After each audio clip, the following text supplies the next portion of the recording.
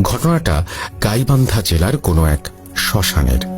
ঘটনাটা যখন ঘটে তখন তিনি 20 বছরের যুবক। অদম্য উচ্ছ্বাস নিয়ে তিনি সহ আরো 2 বন্ধু পুরো এলাকা চষে বেড়ান। ঘটনা ঘটে এমনই এক জুলাই মাসে। চারিদিকে ফাঁকা ফসলি জমি, ছোট্ট একটা নদী বুক চিরে বয়ে চলেছে। সেই নদীর ছোট একটা নালার পাশেই বিশাল এক বটগাছ, যার নিচে দিনেও অন্ধকারাচ্ছন্ন। নালার ওপরে ছোট একটা ব্রিজ, তার পাশেই সেই বটগাছ, আর গাছের পাশেই শ্মশান। গাছের নিচে হিন্দু ধর্মের কিছু মূর্তি রাখা, সেগুলো বাঁশের বেড়া দেওয়া। তবে কিছু মূর্তি দেখে মনে হয় অনেক বছরের পুরনো এবং কিছু অংশ ভেঙেও গেছে। আর গাছের চারপাশের মাটিতে সিঁদুর ছিটানো।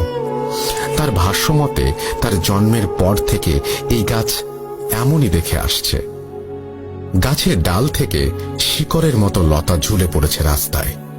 নিচ দিয়ে হেঁটে গেলে সেই শিকড় মাথার সাথে লাগে। তারপরেও কেউ তা কাটে না।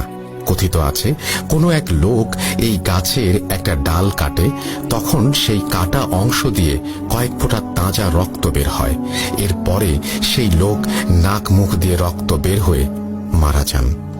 তখন থেকে এই গাছের ডাল ভেঙে পড়ে থাকলেও কেউ নিয়ে যায় না, ওখানেই পচে মাটিতে মিশে যায়। আশেপাশের 1 কিলোমিটারের মাঝে কোনো বাড়ি নেই।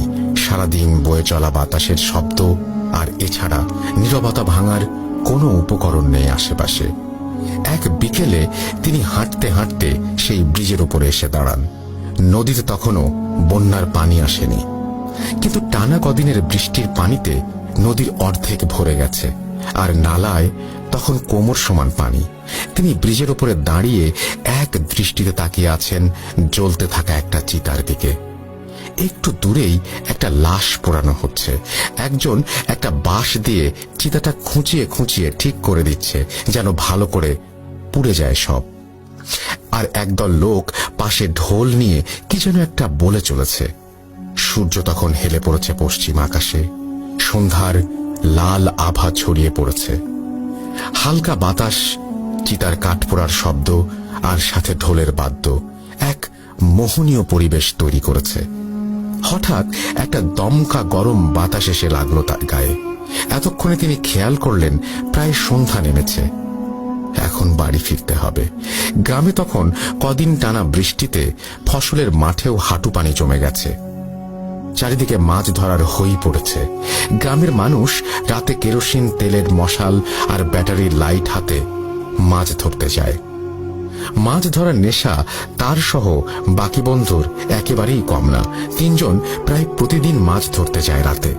বাড়ির পাশে রাতে বের হলেই দেখা যায় মাঠের হাঁটু পানিতে অনেক মানুষ মাছ ধরছে। কেউ গুনগুন করে গান করছে তার সাথে। চারিদিকে একটু পর পর শুধু আলো। ক্যাটা দিয়ে তারা 3 বন্ধু মিলে কই, টাকি সহ অনেক মাছ ধরে প্রতি রাতে। কদিন পরে এক গ্রাম্য আড্ডায় তারা জানতে পারল নালার ওদিকে জমির অনেক মাছ নেমে গেছে। নালায় তাই প্রচুর মাছ পাওয়া যাচ্ছে। মাছ বেশি পাওয়ার আরো বড় কারণ হলো ওদিকে সেই গাছ আর শ্মশানের কারণে কেউ মাছ ধরতে চায় না। তারা 3 বন্ধু মিলে সিদ্ধান্ত নিল আজ রাতে তারা ওখানে যাবে মুঠো জাল নিয়ে মাছ ধরতে। রাতে খাওয়া শেষ করে কথা মতো 3 জন বাড়ি থেকে রওনা হয় এবং সেই বটগাছের নালার দিকে যায়। তারা 2 জন মুঠো জাল আর একজন ক্যাটা নিয়েছিল। সেখানে যখন তারা পৌঁছায় তখন রাত প্রায় 9টার কাছাকাছি। আশেপাশের জমিতে কোনো লাইট নেই, কোনো কোলাহল নেই, শুধু বাতাসের ঝাপটায় বটগাছের পাতার শব্দ ভেসে আসছে। তারা গাছ থেকে প্রায় 20 হাত দূরে মাছ ধরা শুরু করে। 3 জন মিলে 2-3টা ব্যাটারি লাইট তাদের কাছে। কথা মতো মাছ পাচ্ছেও তারা অনেক। 3 জনেই খুব খুশি। মানুষ ভয়ে এদিকে আসে না, তাই সব মাছ এদিকে জমে আছে। প্রতিবার জালে প্রায় অনেক পরিমাণ মাছ ধরা পড়ছে। তারা নিজেদের মাঝে বলাবলি করছে এখন থেকে প্রতিদিন এখানে আসতে হবে মাছ ধরতে। তারা মাছ ধরছে আর বটগাছের দিকে এগিয়ে আসছে। মনে হচ্ছে ওদিকে আরো বেশি মাছ উঠছে জালে। তারা ব্রিজটা তখন পার করেছে। সামনে লাইট ধরতেই দেখলো একটা বাঁশ পুঁতে রাখা হাঁটু পানিতে তার মাথায় ছোট একটা লাল কাপড় টুকরো করে বাঁধা, সেটা বাতাসে উড়ছে।